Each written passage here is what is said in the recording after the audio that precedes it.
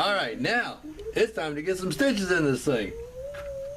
I've got my 1 mil braided flat polyester thread, and I've got my needles locked on and we're ready to go. I've already put the thread through and I've evened up my needles.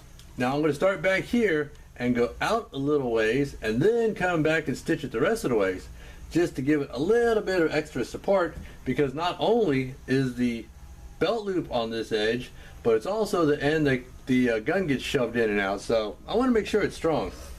Okay, the first needle goes through, second needle goes on top, the second stitch goes over the top of the first stitch, because right now I'm stitching away from myself. So once we turn the corner, we're going to do that the other way around, where I'll put the second stitch under the first stitch, because, well, I'm going the other direction. Let's just go up to the end there.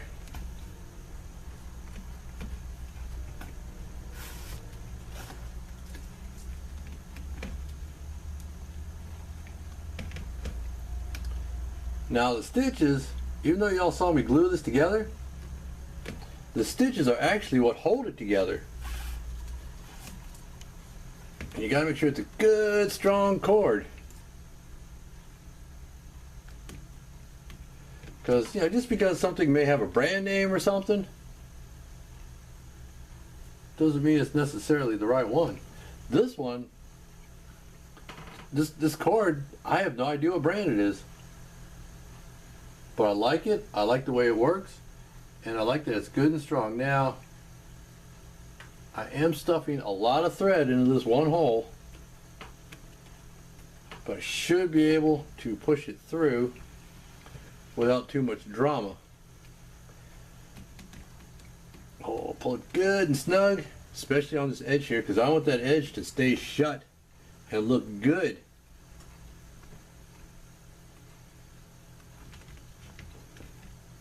Okay, we'll just come on back. Now, on my way back, I am going underneath the first stitch just to keep that same angle on the stitch. Yeah, it's black on black and it's not that easy to see the stitches, but you can, and it's good practice, especially if you use contrasting stitching on something. It'll really stand out, both if you've done a good job stitching or if you haven't. Like this here, I made sure to keep the same angle and a consistent stitch line, and I think it came out looking pretty good. Same thing with this guy here. Stitching really isn't difficult, but it does take some practice.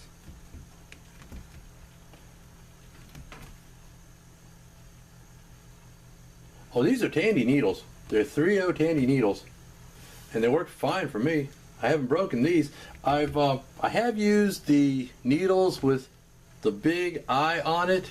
It's easier to thread, but they break, and I don't like that. The smaller eye on the needle is more difficult to get the thread through, but it's also a lot more difficult to break. So, as far as I'm considered, anyway,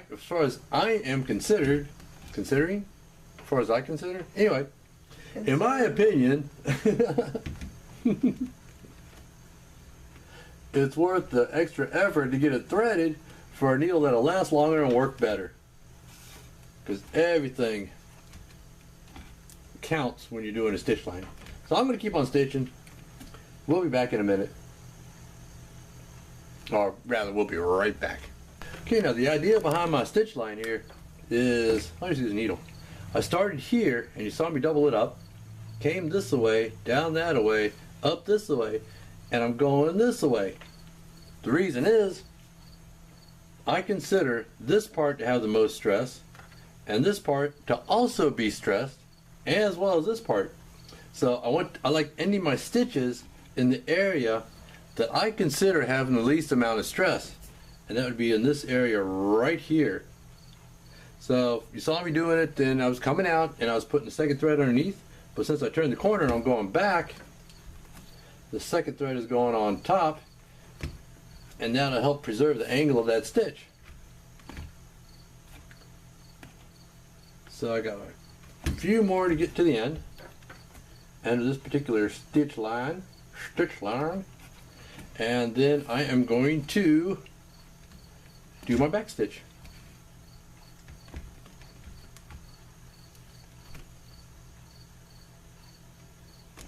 By the way, it's not raining today. Not right now, anyway. It was raining earlier, of course.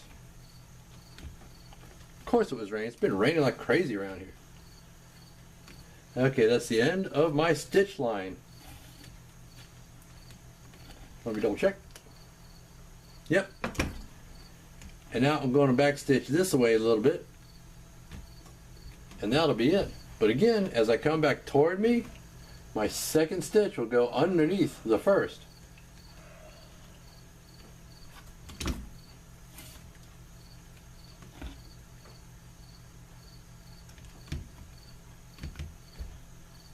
Let me double check myself. Yep.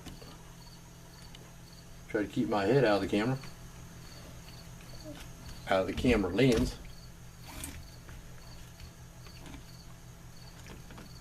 Some people have a specific formula they have on their back stitch and don't diverge from it. I do as many as it seems like, oh, that's enough. I might back stitch this whole line just to give it a consistent look. Like I said before, if you're going to do leather work, you might as well take the time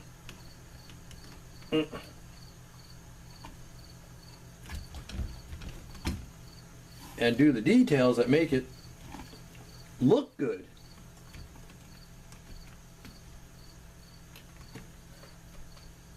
It's a little bit more effort, but yeah,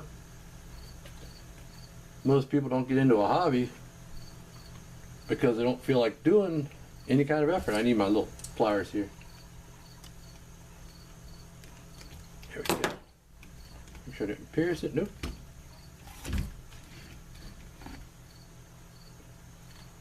Sometimes it gets tough to get that needle through because you're stuffing a lot of thread in that one hole.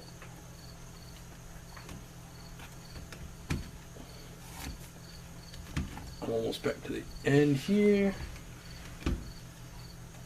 Yeah, this is the exciting back stitching segment of the video.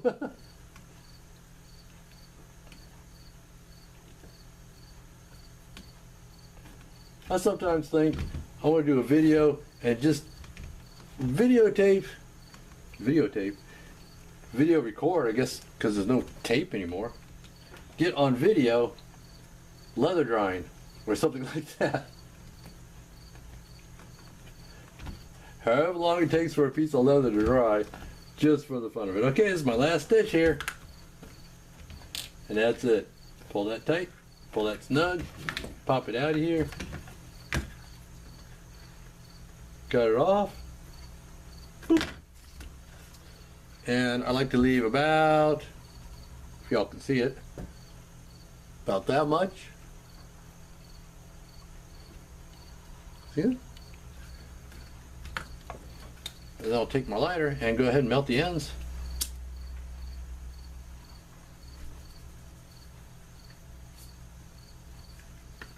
Mash it down, shake it out, and that's it.